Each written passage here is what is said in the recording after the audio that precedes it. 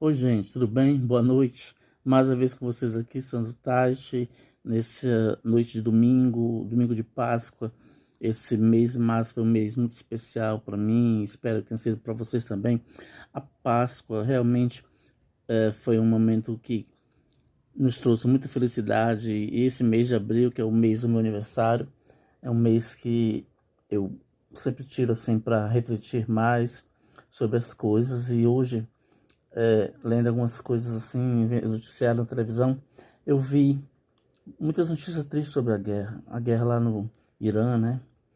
Os países, eles se degladiam contra si e a gente sabe que o homem natural é inimigo de Deus e vai continuar sendo até o dia que não der mais.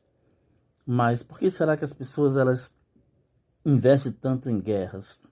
Aí veio à minha mente, de repente, a parábola do joio. Vocês lembram da parábola do joio, né? Lá em Mateus 13.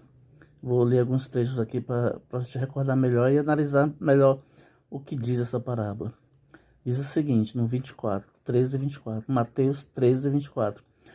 Propôs-lhe outra parábola, dizendo: O reino dos céus é semelhante ao do homem que semeia a boa semente no seu campo. Então aqui ele já está fazendo uma comparação entre a terra e o reino dos céus. Mas dormindo, os homens, veio o seu inimigo e semeou joio em meio ao trigo e retirou-se. Você percebe que é bem claro aqui, né?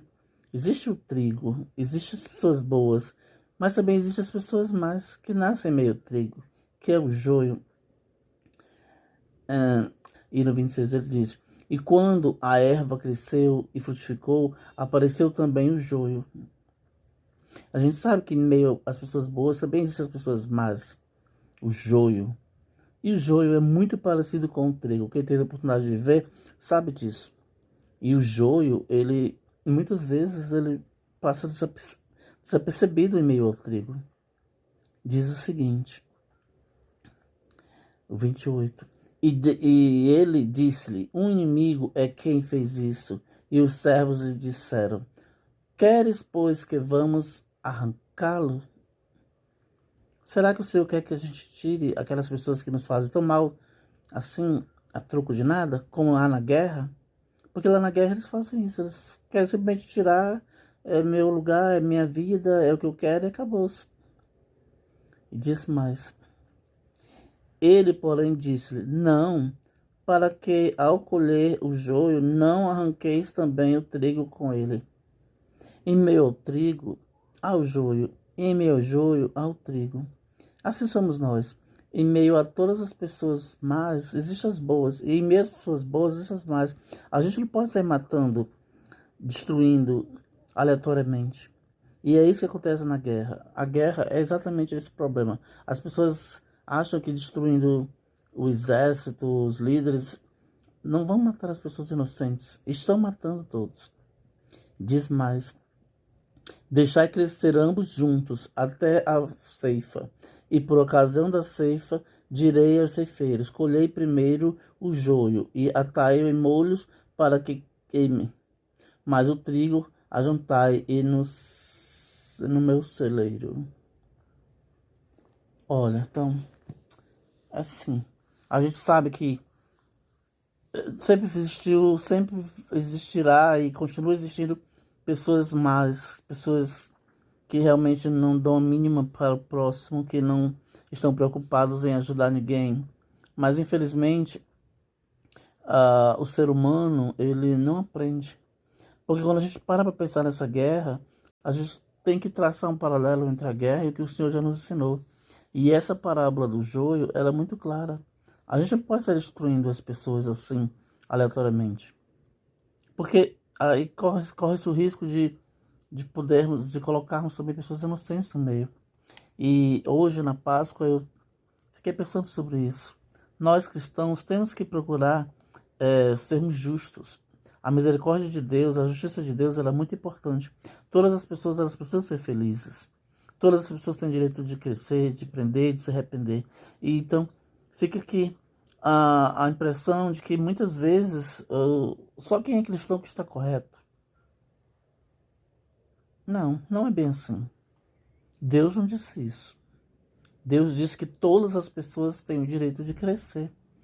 Ele deixa bem claro na parábola. Não podemos arrancar as pessoas, o joio. O joio tem que crescer junto com o trigo. Depois, lá no final, na hora da colheita, é que vai haver a separação. E essa separação, provavelmente, quem vai fazer? Eu? Você? Não. Quem somos nós para julgar os outros? Quem vai julgar é Deus, é Jesus Cristo. Ele sabe quem é bom e quem não é. Não podemos dizer que uma pessoa não presta, que uma pessoa está errada, que uma pessoa não tem salvação. Todos têm salvação, todos têm seus direitos. A misericórdia e a justiça de Deus, elas caminham lado a lado, exatamente com esse propósito. Eu fico bem intrigado, muitas vezes, com a facilidade que as pessoas têm de julgar umas às outras. Julgam pela aparência, julgam pelo modo de vestir, modo de falar, onde mora, o que come, tudo isso. E não é para ser assim. A gente tem que amar o próximo como nós nos amamos. Não importa o que ele faz, o que ele tem.